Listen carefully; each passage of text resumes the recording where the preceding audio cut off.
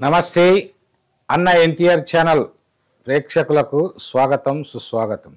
ఈరోజు మన మధ్య ప్రఖ్యాత కళాకారిణి, ఆమె అపర సరస్వతి, కళారత్న, మంచి ఆమె కొన్ని వేల యాంకరింగ్స్ చేసినటువంటి ఒక మాటలో చెప్పాలంటే ఆమె లలిత స్వర గళ భాస్వర అన్నట్టు నారాయణ రెడ్డి గారు అంటారు. అలా నారాయణ రెడ్డి గారికి, ఎన్టీ రామారావు గారికి, మరి అక్కడ రవీంద్ర భారతికి ఎంతో అనుబంధం ఉన్నటువంటి కళాకారిణి, కళారత్న, మరి మన మధ్య ఇప్పుడు ఉన్నారు ఇక్కడ ఆశాలత గారు. వారితో రామారావు గారికి సంబంధించినటువంటి విషయాలను, చాలా కొత్త కొత్త విషయాలని మనము తెలుసుకుందాం. నమస్తే మేడం.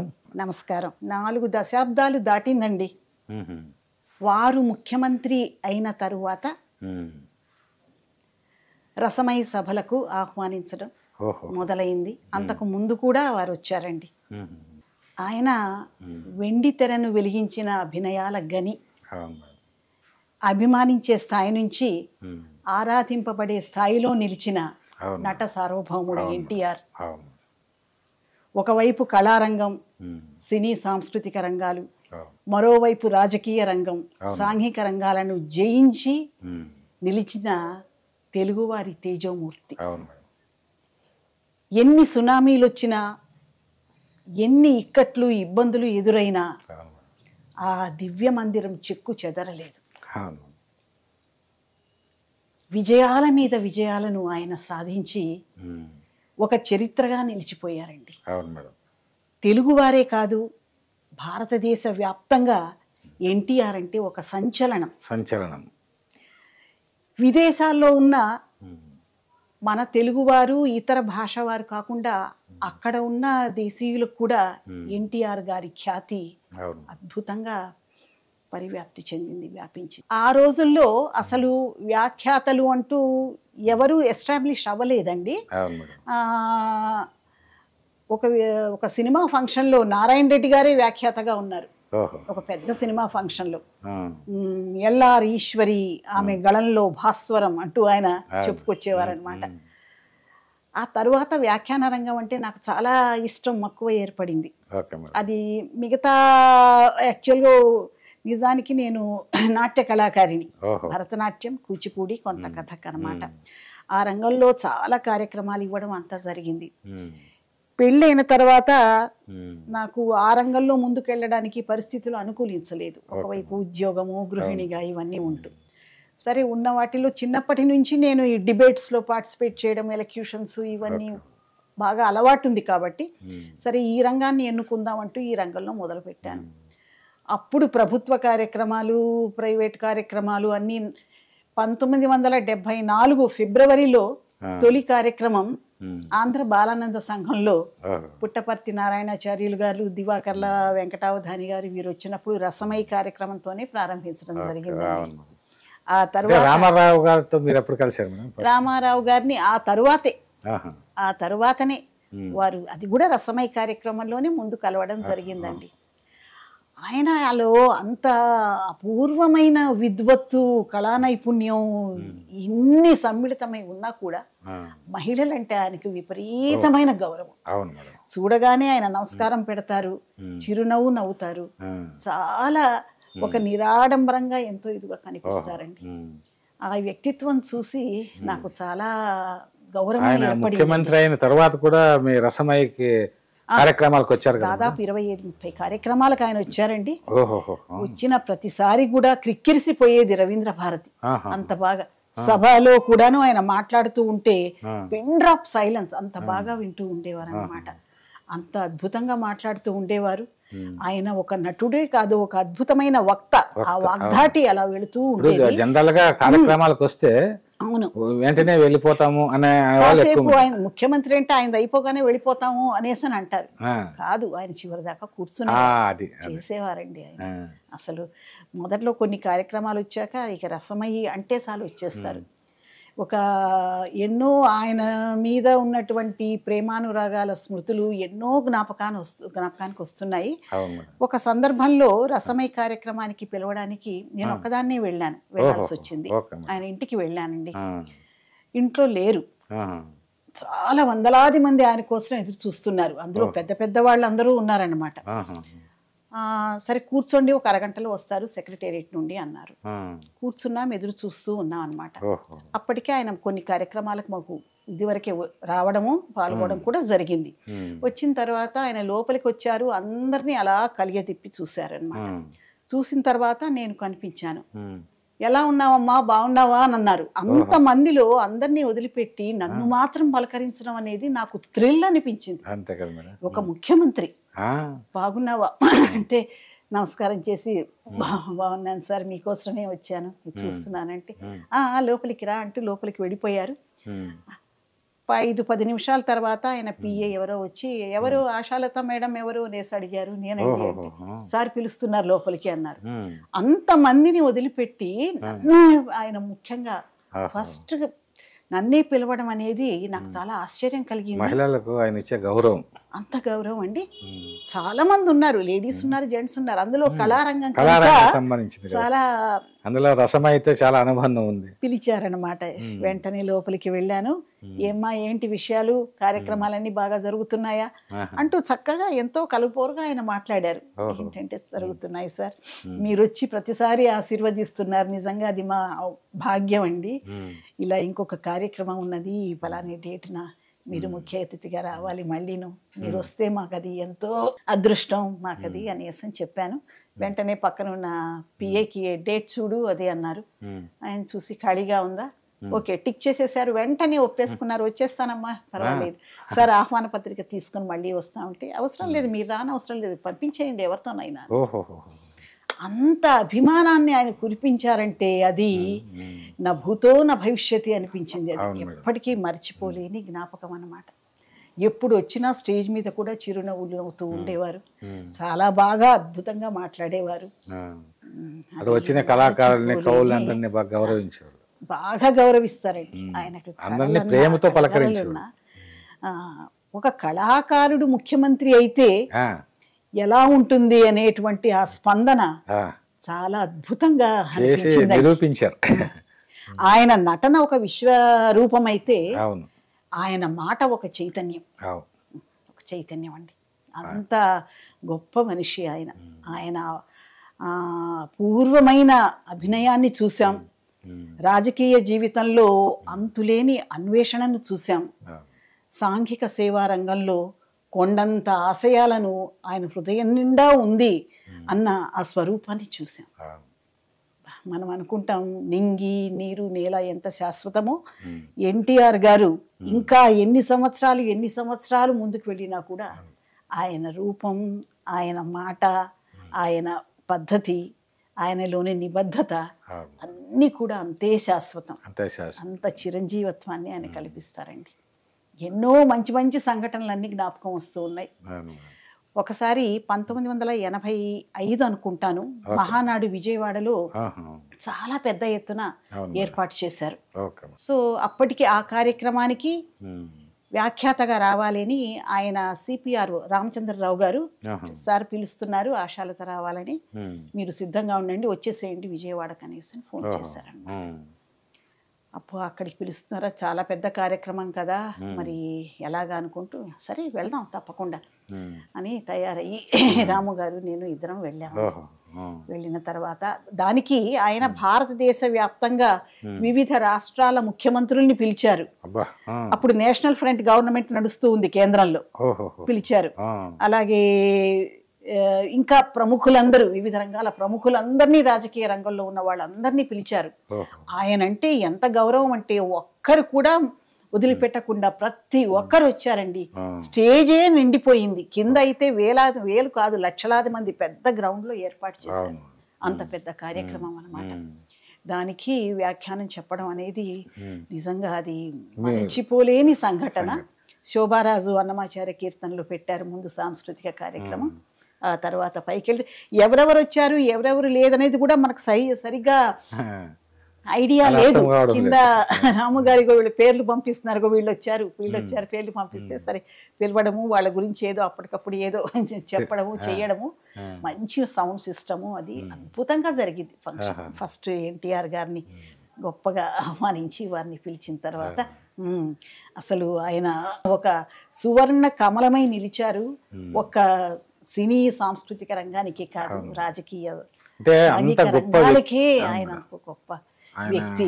అంత అంటే విశ్వ నటుడు, అవునండి, విశ్వవిఖ్యాత నట సార్వభౌముడు, సార్వభౌముడుగా. తర్వాత రాజకీయ రంగంలో కూడా భారతదేశంలోనే ఆయన ఈ నటనా రంగం ఎంత ఎత్తు, ఆయన రాజకీయ రంగంలో అంత ఎత్తులో నిలిచారు. అంత ఎత్తు ఎదిగిన రంగాన్ని హిమశృంగంపై నిలిపారండి. అంత హిమశృంగం పైన, మీరు అన్నట్టుగా హిమశృంగం పైన నిలిపారండి ఆయన. అది కరెక్ట్ మేడం. అంత గొప్ప వ్యక్తి అయినా కూడా కళారంగాన్ని మర్చిపోలేదు. ఇప్పుడు రసమాయి లాంటి సంస్థలు, కళా సాంస్కృతిక సంస్థలు పిలిచిన ఒక ముఖ్యమంత్రిగా ఉండే ఎవరు వస్తారండి? ఒక్కసారి 2 సార్లు రావడమే చాలా గొప్ప. అలాంటిది పొద్దునంతా ఆయన రాజకీయ జీవితం, సాంఘిక జీవితం ఇదంతా చూస్తూ ఉండేవారు. పాపం సాయంత్రం పిలవగానే ఆయన ఎంతో అభిమానంగా, వాత్సల్యంతో ఆయన వచ్చేవారు. వచ్చి అంతసేపు కూడా ఆయన కూర్చునేవారు. చాలా అద్భుతమైన వ్యక్తిత్వం అండి, ఎక్కడా చూడలేదు. ఇప్పుడు రాజకీయ ప్రముఖుల్ని చూసాము, వారు ఆ రంగానికే పరిమితమై ఉంటారు. కానీ ఈయనది ఎలాగంటే అన్ని రంగాలు ఆయనవే, అన్ని రంగాలు అందరూ నా వాళ్ళే అన్నట్టుగా ఎవరిని కించపరిచేటువంటి అంత పెద్ద సభ, కొన్ని గంటలు, 3 గంటల పైన నడిచిన సభ, అదే మొత్తం కండక్ట్ చేశాను. అయిపోయిన తర్వాత ఆయనంతకానికి వెళ్ళిపోవచ్చు కదా, లేదు నేను ఇక్కడ మైక్ దగ్గర, పోడియం దగ్గర నేను ఉంటే అంత దూరం నుండి నడుచుకుని నా దగ్గరికి వచ్చి ఇట్లా భుజం మీద చేయి వేసి తట్టి, చాలా బాగా చేసావమ్మా, చాలా సంతోషంగా ఉంది అని అంటే నేను ఉప్పొంగిపోయాను. ముఖ్యమంత్రి అని కాకుండా ఎన్టీఆర్ లాంటి ముఖ్యమంత్రి వచ్చి మనకున్న ఏదో కొంత పరిజ్ఞానాన్ని, మిడిమిడి జ్ఞానాన్ని ఆయన అంతగా ప్రశంసించారు అని అంటే అది నిజంగా నా జీవితంలోనే నేను సువర్ణాక్షరాలతో లిఖించుకోవలసినటువంటి సందర్భం అని అనిపించింది. మనము కృష్ణదేవరాయల పేరు విన్నాము, భోజన పేరు విన్నాము, అవునవును, అని మనం చూడలేదు. అవును, కానీ మీరు ప్రత్యక్షంగా చూసాం. నిజంగా అలాంటి మహామనిషిని, పురుషుణ్ణి మనం చూడడం అయింది. ఒక భోజుడు, ఒక కృష్ణదేవరాయల్ని మీరు ఎన్టీ రామారావులో చూసామండి. ఆయన ఆ రోజు భువన విజయంలో కృష్ణదేవరాయలు అందరినీ గౌరవంగా మాట్లాడేవారట, అష్టదిగ్గజ కవులు. అలాగా ఈ మీ సభలకు వచ్చి రామారావు గారు మిమ్మల్ని ఆశీర్వదించడము, ఒక విధంగా రసమై విలువ ఎంతో పెరిగింది రామారావు గారు రాబట్టి. మనం చేసే కృషి సాధన ఒకవైపు ఉన్నా కూడా రసమై యొక్క ఖ్యాతి ఎంతో పెరిగిందండి. హైదరాబాద్ సాంస్కృతిక 50 ఏళ్ళ చరిత్ర కదండి, 50-60 ఏళ్ళ చరిత్ర. రామారావు గారు రావడం వల్లనే రసమయ్యకి మంచి పేరు వచ్చింది. రాము గారికి మీకు ఖరీదు ఎంతో పెరిగింది. అంతే కదా, ఒక ముఖ్యమంత్రి వస్తున్నారు, అందరూ రామారావు లాంటి ముఖ్యమంత్రి, కళారంగము ఒక మేరు నగధీరుడు ఆయన.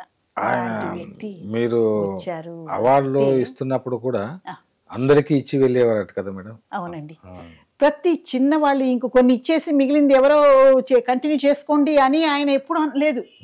ఎందుకంటే ఆయన కోసమే అందరు ఎదురు చూస్తుంటారని ఆయనకు తెలుసు బాగా. కాబట్టి చివరి వ్యక్తికి ఇచ్చి, అది ఎంత చిన్న బహుమతి అయినా కూడాను ఇచ్చి అప్పుడు వెళ్ళేవారండి. ఇలా చెప్పుకుంటూ పోతే ఆయన గురించి అబ్బో చాలా చాలా చాలా గొప్ప విషయాలు ఉన్నాయన్నమాట. మనకేది ఒక 10 నిమిషాలు, అరగంట చాలదు, రోజంతా పడుతుంది ఆయన చేస్తున్నట్టు. మామూలుగా సభలు జరుగుతున్నప్పుడు ముఖ్య అతిథిగా వచ్చినటువంటి వాళ్ళు ఏదో 1-2 వాళ్ళకి అవార్డులు ఇచ్చేసి వెళ్తామండి అని వెళ్ళిపోతారు. ముఖ్యమంత్రిగా ఉండి కూడా అందరికీ ఇచ్చి, అంటే అందరూ నా చేతుల మీదుగా తీసుకోవాలి అనేటువంటి ఆకాంక్ష వాళ్ళకి ఎంతో ఉంటుంది కదా. ఆ ఫోటోను ముఖ్యంగా వాళ్ళు ఎంత పదిలంగా భద్రపరుచుకుంటారు కదండి. ఇప్పుడు చూడండి, మీ ఇంట్లో ఇన్ని ఫోటోలు ఉన్నారు రామారావు గారు అంటే మాకు చాలా ఉన్నాయండి, ఇంకా చాలా ఉన్నాయి లోపల కూడా. కోట్లాది మంది హృదయాల్లో గూడు కట్టుకున్నటువంటి మహానుభావుడు ఆయన, మహానుభావుడు, దేవుడు, మహానుభావుడు నిజంగా. అందరూ గుండె గుడిలో దేవునిగా కొలుస్తున్నారు. కానీ అంత గొప్ప వ్యక్తిత్వము, అంత గొప్ప ప్రేమతత్వం, ముఖ్యంగా కళారంగాల పట్ల ఉండడము. ఆయన 30 సార్లు మీరు ఆయన రప్పించుకొని మీరు కళ్ళారా చూశారు. చూసాం ప్రతిసారి ప్రతి సభలకు ఆయన వచ్చిన ప్రతి రసమయ సభ నేనే చేసేదాన్ని. బయట సభలు కూడా ప్రభుత్వ కార్యక్రమాలకు కూడా పిలుస్తూ ఉన్నప్పుడల్లా అప్పుడు వ్యాఖ్యాతలు లేరండి. ఆ తర్వాత ఎందుకంటే రామారావు గారికి భాష పట్ల చాలా పట్టు ఉంది. ఇంకోటి ఉచ్చారణ దక్షుడు అన్నట్టుగా ఆయన మంచి ఉచ్చారణ దక్షుడు కదా. అవును, మీరు కూడా చాలా స్పష్టంగా తెలుగుని బాగా ఉచ్చరిస్తారని. మీరంటే ఆమెను పిలువండి ఆశాలత గారిని చాలా ఆయన అంత అభిమానంగా పిలుస్తున్నారంటే అది నిజంగా అది నా భాగ్యం అని నేను ప్రతిసారి అనుకుంటూ. అంటే సరస్వతిని అంత గౌరవిస్తారు ఆయన. మహిళలు మీరు అన్నట్టుగా చాలా మహిళల కోసం ఆస్తి హక్కునే ఆయన ప్రవేశపెట్టాడు. ఆస్తి హక్కు అంత ముందు లేదు. అవును, అందుకు మహిళలకు అది ఎవ్వరూ చేయలేని గొప్ప కార్యక్రమం అండి ఆయన చేసింది. మహిళలకు కూడా ఆస్తి దక్కాలి, అందరూ కూడా సమాన భాగస్వాములే అనేటువంటిది పెట్టారు. తర్వాత ఆయన తలుచుకుంటే చాలు, నాకు 2 రూపాయల కిలో బియ్యం. అవును, ఎక్కడ 2 రూపాయలు ఇప్పుడున్న రేటు. అంటే రాజకీయం అన్నట్టు ఆకలి తీర్చలేని, అంటే పేద ప్రజల ఆకలి తీర్చలేని ఈ రాజకీయం ఎందుకు నాకు అనేవాళ్ళు, ఈ పదవులు ఎందుకు అని. అంత గొప్ప కరుణతత్వం, ప్రేమతత్వం, సేవాతత్వం ఎవరికి ఉంటుంది మేడం? కేవలం ప్రజల కోసమే నేనున్నాను అంతే అని అనుకున్నా. నిజాయితీ అందరికి ఇల్లు కట్టించింది మొత్తం ఆయన పథకాలే మొత్తం భారతదేశం అంతా అమలు పరిచారు. తర్వాత అందరూ ముఖ్యమంత్రులు. కాబట్టి అంటే బేసిక్ నీడ్స్ ఏమిటి ప్రజలకు అనేటువంటిని గుర్తించినటువంటి మొట్టమొదటి ముఖ్యమంత్రి ఆయన. పేదలకు అంటే ఈ రోజు కూడా పేదలు తలుచుకుంటున్నారు ఆయన. అంటే ఆయన పథకాలు అమలు జరుగుతున్నాయి. సంక్షేమ పథకం అంటే సంక్షేమం అంటేనే రామారావు.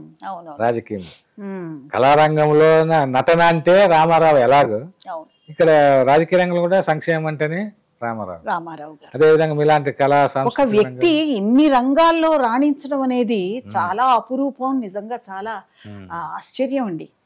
ఆయన కళారంగాన్ని ఎంత ఎత్తుకు నిలిపాడు, అలాగే రాజకీయ సాంఘిక రంగాలని అంతే ఎత్తుకు నిలిపాడు. రామారావు గారు మొదట్లో నాటక రంగంలో కూడా నటించారంట కదా మీరు?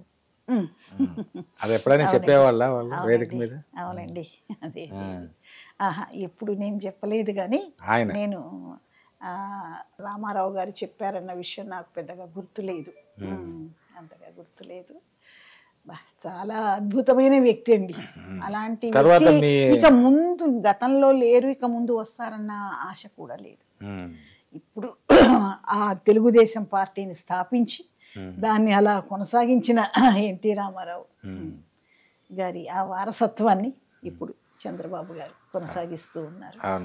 ఆ పిల్లలందరూ కూడా రాజకీయ రంగంలో వచ్చి, పిల్లలందరూ అంటే ముఖ్యంగా పురంధేశ్వరి గారు వచ్చి ఎంతో రకంగా మీకు కళారత్న అవార్డు వచ్చింది అంటే రామారావు తెలుగుదేశం పార్టీ వల్లనే కదా. అప్పుడు తెలుగుదేశం పార్టీయే ఉంది. చంద్రబాబు నాయుడు గారు అమరావతిలో ఇచ్చారు. రామారావు గారు తెలుగుదేశం పార్టీ పెట్టడం వల్లనే మీరు ఆయన 30 సార్లు రసమయ్యకి వచ్చి వెళ్ళారు. ఆయన ఆశీర్వాద బలం మీకు కళారత్న రూపంలో వచ్చింది. మర్చిపోలేనండి. ఇవన్నీ పెద్ద హంస, అక్కడ హంస అవార్డు అని అనేవారు కదా. హంస అక్కడ చూసినప్పుడల్లా మీకు తెలుగుదేశం పార్టీ, రామారావు గారు, చంద్రబాబు నాయుడు గారు గుర్తొస్తారు. వీళ్ళందరూ ఎంతో ఇదిగా పట్టిస్తారండి. నిజంగా కళా, సాంస్కృతిక, రాజకీయ, సాంఘిక రంగాల్లో ఒక కొత్త పుటను తెరిచిన కళా భగీరథుడు ఆయన రామారావు గారు. మీరు అంటే రామారావు గారు మీరు ఆహ్వానించినప్పుడు టైంకి వచ్చేవాళ్ళు మేడం కార్యక్రమాలకు? ఆయన దాదాపుగా టైం మెయింటైన్ చేసేవారండి. మామూలుగా ఇతరులను ఎవరిని పిలిచినా ముఖ్యమంత్రులు అంటే వారి కోసం ఎదురు చూసి 45 నిమిషాలు, గంట సభలు మిగతా వాళ్ళు మాట్లాడేసేయండి, ఆ లోపల ఇలా సర్దుబాట్లన్నీ జరుగుతూ ఉండేవి. ఆయన సమయ పాలన విషయంలో ఆయన మంచి క్రమశిక్షణ పాటిస్తూ ఉండేవారు. చాలా ప్రేక్షకులు వచ్చినా రాకుండా ఆయన వచ్చేవారు. ఒక్కసారి అలా 1-2 సార్లు అలా జరిగింది. ఆ తర్వాత ఆయన సమయానికి వచ్చేస్తారని తెలిసి ప్రేక్షకులు కూడా వచ్చేసేసేవారండి కదా. ముందుగానే రామారావు అంటేనే జనం వచ్చేస్తారు. అబ్బో ఏమిటి అలా కిక్కిరిసిపోయేవారండి. ఊరికే ఆయన పేరు చెప్తేనే బయటంతా నిలబడిపోయేవారు, బాల్కనీ అంతా నిలబడిపోయేవారు, స్టేజ్ లోపల వచ్చేసేసి నిలబడిపోయేవారు. ఒక పెద్ద సినిమా ఫంక్షన్ శతదినోత్సవం జరిగితే ఎలా ఉండేదో అంతకన్నా 10 రెట్లు ఎక్కువగా ఉండేది. ఇది మామూలుగా సాంస్కృతిక కార్యక్రమాలు. నారాయణ రెడ్డి గారు కూడా ఆ సభల్లో ఉండేవాళ్ళు. అబ్బో తప్పకుండా చాలా సార్లు. ఎన్టీఆర్ గారు అంటే నారాయణ రెడ్డి గారు, ఎన్టీ రామారావు ఉన్నారంటే నారాయణ రెడ్డి గారు కూడా ఉంటూ ఉండేవారండి. నిజంగా ఆ రోజుల్లో స్వర్ణయుగం, నిజమైన స్వర్ణయుగం. మనం అప్పుడు అనుకునేవాళ్ళం స్వర్ణయుగం అని, కానీ నిజమైన స్వర్ణయుగాన్ని చూసాం. అంత మంచి సందర్భం అన్నమాట. తర్వాత ఆయన లేరు అనే విషయం అనేది పూర్తిగా కదిలించి వేసింది. ఒకరోజు తెల్లవారుజామున ఫోన్ వచ్చింది, ఎన్టీఆర్ గారు వెళ్ళిపోయారు అని ఇదే మాట ఇట్లా చెప్పారు. ఏంటి ఇలా చెప్తున్నారంటే, గుండెపోటు వచ్చింది, ఆయన అంతనేసం చెప్పారు. వెంటనే నేను రాము గారు గబగబా ఇంకో 5-6 గంటలు అయి ఉంటుంది అంతే, మేము బయలుదేరి ఆయన ఇంటికి వెళ్ళిపోయాం. అప్పటికే బయటంతా జనం, వేలాది జనం బయట నిలబడి ఎన్టీఆర్ అమర్ రహే అని అరుస్తూ ఉన్నారండి. గేట్లు లోపల నుండి లాక్ చేస్తున్నారు, పోలీసు వాళ్ళందరూ వచ్చేస్తున్నారు, ఎవరిని లోపలికి పంపట్లేదు. చూడగానే మమ్మల్ని గేట్ లాక్ తీసి లోపలికి పంపించారండి. అంటే అంత బాగా పట్టారన్నమాట. అన్ని కార్యక్రమాల్లో చేయడం ఇదంతా ఉంది కదా, కాబట్టి వాళ్ళు గుర్తుపట్టేసి వెంటనే వెళ్ళండి లోపలికి పంపించారు.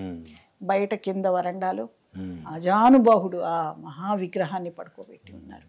ఆయన పిల్లలందరూ ఉన్నారు, ఆయన కుటుంబ సభ్యులందరూ ఉన్నారు. అటు లక్ష్మీ పార్వతి గారు, ఇటు భువనేశ్వరి గారు, పురంధేశ్వరి గారు, హరికృష్ణ గారు అందరూ నిలబడి ఉన్నారు. చాలా అసలు మాటల్లో చెప్పలేని సిచ్యుయేషన్ అదండి. కాసేపు అయ్యాక చిరంజీవి ఒక జీప్లో వచ్చాడు, జీప్ పట్టుకుని చిరంజీవి గారిని లోపలికి పంపించారు, రజనీకాంత్ గారిని లోపలికి పంపించారు. ఇంకంతే లోపల నిండిపోయింది, ఇంక అందరూ బయట నుంచి నిలబడ్డారనమాట. కొన్ని గంటలు అక్కడే ఉండి చూసి అసలు అలా పడుకొని నిద్రపోతున్నట్టే ఉండింది ఆ మహానుభావుడి విగ్రహం అనమాట.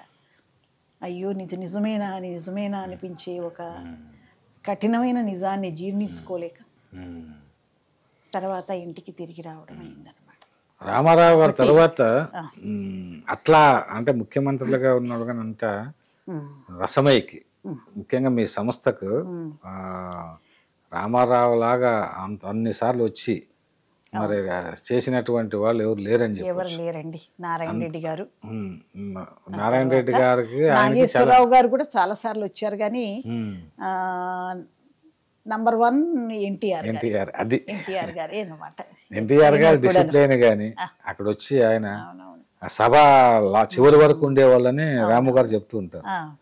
చివరి వరకు కూర్చొని ఓపిగ్గా ఎవరుంటారండి, ఎవరు ఉండరు ఆయనలో. ఇంకోటి ఎవరైనా అక్కడ కళాకారులు బాగా ప్రదర్శిస్తే వాళ్ళని మనస్ఫూర్తిగా మెచ్చుకునేవారు. అవును, అభినందించేవారు. అవునవును. అంటే అంత గొప్ప చిన్న పెద్ద అనేమి లేదు ఆయనకి. కళ ఉంటే చాలు, వాళ్ళలో నైపుణ్యం ఉంటే చాలు, ఆయన మెచ్చుకునేవారు. కింద సాంస్కృతిక కార్యక్రమం అయిపోయేదాకా కింద కూర్చొని మొత్తం అశాంతం ఆయన చూస్తూ ఉండేవారు. అన్నీ చూసిన తర్వాత వేదిక మీదకి రావడం, ఇట్లా ఆయనలో చాలా ఉన్నాయండి గొప్ప లక్షణాలు చెప్తూ పోతే. అంటే అంత సహనము, క్రమశిక్షణ, అన్నీ అభినందించే సంస్కారం. అదే మేడం, మేము అంటే ఇప్పుడు NTR literature and website committee అని ఆ కమిటీని మనం మాన్యులు టిడి జనార్దన్ రావు గారు, టిడి జనార్దన్ అన్న ఏమిటంటే ఆయన ఎన్టీ రామారావు గారు వీరాభిమాని, మరి పొలిట్ బ్యూరో సభ్యులుగానే ఉన్నారు. మరి రామారావు కాలం నుంచి ఇప్పటి వరకు అంటే 1983 నుంచి తెలుగుదేశం పార్టీకి ఒక రకంగా గుండెకాయ లాంటి వాడు ఆయన. ఆయన రామారావు గారు మరి ఎన్నో సంక్షేమ పథకాలు ప్రవేశపెట్టాడు. అదేవిధంగా ఒక నటనగా విశ్వవిఖ్యాతి పొందినటువంటి వ్యక్తి. ముందు తరాలకు రామారావు నట జీవితం సంబంధించి విషయాలు, అదేవిధంగా భారతదేశంలోనే ఏ రాష్ట్రంలోనూ ఏ ముఖ్యమంత్రి ప్రవేశపెట్టని ప్రజా సంక్షేమ పథకాలను ఆయన ప్రవేశపెట్టారు కదా, ఈ విషయాలు ముందు తరాలకు తెలియజేయాలి అనేటువంటి ఒక సదాశయంతో సత్సంకల్పంతో ఎన్టీఆర్ లిటరేచర్ అండ్ వెబ్సైట్ కమిటీని పెట్టి, ఆ తర్వాత అన్న ఎన్టీఆర్ ఛానళ్ళు, వెబ్సైటు, అదేవిధంగా లిటరేచర్ అనేక సంపుటాలు. అంటే మామూలుగా అక్షర రూపంలో కూడా ఆయన యొక్క చరిత్ర ఉండాలని శకపురుషుడు అని చెప్పి, తారక రామం అని, అదేవిధంగా అసెంబ్లీ ప్రసంగాలు, చారిత్రక ప్రసంగాలు, ఆయన ఆయన ఎక్కడ ఏమి మాట్లాడారో అవన్నీ కూడా మామూలుగా అక్షర రూపంలో పెట్టాం. అదేవిధంగా రికార్డు ఇంకా ఇంకోటి ఏంటంటే ఇప్పుడు మీరు చెప్పారు ఎన్నో విషయాలు ప్రపంచానికి తెలియాలి అంటే ఒక ముఖ్యమంత్రిగా ఉన్నా కూడా ఒక సంస్థ అంటే ఇప్పుడు ముఖ్యమంత్రి అంటే మొత్తం అప్పుడు ఎన్నో సంస్థలు ఉంటాయి, కానీ ఒక సాంస్కృతిక రసమయ లాంటి సాంస్కృతిక సంస్థకే 30 సార్లు వచ్చి అక్కడ కవులను కళాకారులను అందరిని ఆశీర్వదించారంటే ఆయన సాక్షాత్ ఒక దేవుడే తప్ప సామాన్యం ఏమాత్రం అహము లేకుండా వరప్రసాది. అంతే కదా మేడం. ఇప్పుడు ఆమె చిన్న ఉద్యోగస్తుడు, ఒక కలెక్టర్ గాను ఒక ఏదో ఒక మంత్రిగానే ఉంటే మేము వస్తామని గంభీరంగా ఒక 5 నిమిషాలు ఉంటాం, తర్వాత వెళ్ళిపోతాం, ఎక్కువసేపు ఉండడం, ఇలా ఆంక్షలు విధిస్తారు. 10 నిమిషాలే ఉంటాము. ఆయన ఎంతో ప్రేమతో వచ్చి కింద కూర్చొని ఆ పిల్లలు సాంస్కృతిక కార్యక్రమాలు మళ్ళీ అక్కడ నటిస్తూ ఉన్నప్పుడు కానీ వాళ్ళంతా చూసి ఆనందించి వాళ్ళని అభినందించి తర్వాత సభనంతా కూడా చివరి వరకు ఉండేవాళ్ళని రాము గారు చెప్తున్నారు, మీరు చెప్తున్నారు. అంటే ఎంతటి గొప్ప మహానుభావులు. అందువల్ల మేడం మీ ఇలాంటి వారితో ఎన్టీ రామారావు గారు మరి అనుబంధం ఎలా ఉంది అనేటువంటి విషయము అని తెలుసుకోవడం అంటే ప్రపంచానికి తెలియాలని అన్న ఎన్టీఆర్ ఛానల్ ద్వారా ఈ ఇంటర్వ్యూలు చేస్తారు. చాలా అభిమానంగా ఉండేవారండి, ఎంత వాత్సల్యం చూపించేవారు. వారింట్లో మనిషిలాగా చిరునవ్వు నవ్వుతూ పలకరించడము చేయడము అనేది మాత్రం నిజంగా ఒళ్ళు జలధరించేది అనమాట. ఆత్మీయతకు, ఆ అభిమానానికి, ఆ ప్రేమకు, ఆ అనురాగానికి నిజంగా ఎంతో సంతోషంగా అనిపించేది. అది అంత గొప్పగా అభిమానాన్ని ప్రదర్శించిన వారు లేరండి. ఆ తర్వాత నారాయణ రెడ్డి గారు, నాగేశ్వరరావు గారు, వీరందరూ ఆ వరుసలు మీరు చాలా అదృష్టవంతులు మేడం. చాలా రామారావు గారు లాంటి ఒక విశ్వవిఖ్యాత నరసారం మహామనీషి ఆయన. మహామనీషి. ఇటు మనీషికి చాలా తేడా. మనీషి అంటే మహాజ్ఞాని, గొప్ప కళాకారుడే కాదు, నిరహంకారం. అహంకారం మాత్రం లేని మనిషి. చూస్తే అలా గంభీరంగా ఇది కనిపిస్తారు, కానీ నిజంగా మనిషిని పలకరిస్తే మనసు మనిషిలాగా అయిపోతుంది. నిండు మనంబు నవ్య నవనీత సమానము అంటున్నా, అది అక్షరాల ఎన్టీ రామారావు గారికి వర్తిస్తుంది. ఆయన గంభీరంగా ఉంటారు కానీ మనసు మాత్రం విన్న బ్రదర్ అని ఎంతో ప్రేమతో మహిళలు కానీ ఎవరినైనా పురుషుల్ని బ్రదర్ అనేటువంటి అమ్మ అంటే ఆయన నోటి ద్వారా ఒక ప్రేమతో రావడం, ప్రేమతోనే పలకరించారు. అలాగే ఆయన తానా మహాసభలకి నన్ను వ్యాఖ్యాతగా పిలిచారండి. అమెరికాలో న్యూయార్క్లో జరిగింది 1993. అక్కడికి అప్పుడు ముఖ్య అతిథిగా పిలిచారు ఎన్టీఆర్ని. సభకు వచ్చారనమాట. వచ్చారు. అప్పుడు ఈ మహాభారతం ఆడియో మొత్తం మహాభారతం అంతా కవర్ అవుతుందండి. అక్కడి వాళ్ళు చేయాలని అంటే జీవి సుబ్రహ్మణ్యం గారుతో సాహిత్యం అంతా రాయించేసి దానికి వాయిస్ అంతా పూర్తి నేనే ఇచ్చాను. అప్పుడు ఎన్టీఆర్ గారు స్టేజ్ మీద దాన్ని ఆవిష్కరించారు.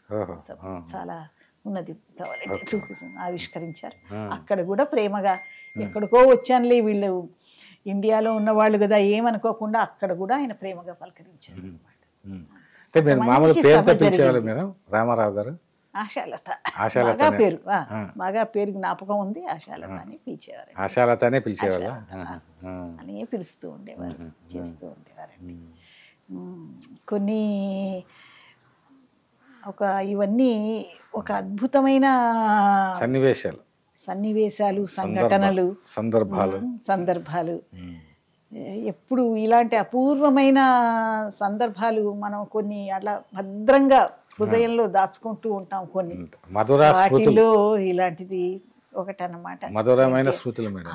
ఆ స్థాయిలో ఉన్న వ్యక్తి మనల్ని ఆదరించి అభిమానించి అంత బాగా పలకరిస్తూ మనకు ఎంతో ఇంపార్టెన్స్, ప్రాముఖ్యతనిచ్చి కార్యక్రమాలకు ఈమె రావాలి అని ఆయన స్వతహాగా ఆయన పిలిచారు అని అంటే ఆయన మనకి ఎంత గౌరవాన్ని ఇచ్చినట్టు కదండి.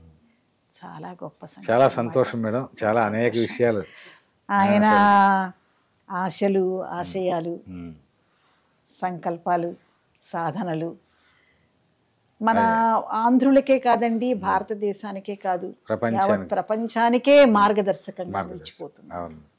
ఇది మహాత్ముల ఆశయాలు, ఆదర్శాలు వృథా పోవంటారు కదా, అలా రామారావు గారు ఆయన స్వర్గములో ఉన్నప్పటికీ ఇప్పటికీ మనందరినీ కూడా ఆశీర్వదిస్తూ ఉంటారు. ఈ ఒక మంచి సమాజం, ఆయన స్వప్నించిన సమాజాన్ని, ఆయన యొక్క అభిమానులు, ఆయన ఆరాధించేటువంటి వాళ్ళందరూ కూడా ముందుకు తీసుకుపోవాల్సినటువంటి బాధ్యత మన మీద ఉంది. చాలా సంతోషం మేడం. చాలా ఆయనకి శతకోటి వందనాలు సమర్పించుకుంటూ, హృదయాంజలి ఘటిస్తూ మరీ ఆయనను నేను ఈ సందర్భంగా స్ఫురణకు తెచ్చుకుంటూ ఉన్నానండి. ఎంతో ఆత్మసంతృప్తిని కలిగిస్తూ. చాలా సంతోషం. మీరు ఇంతటి చక్కటి అవకాశాన్ని ఇచ్చారు. ఆ మహానుభావుని జ్ఞాపకం చేసుకునే అవకాశాన్ని కల్పించినందుకు మీకు ధన్యవాదాలు కృష్ణ గారు.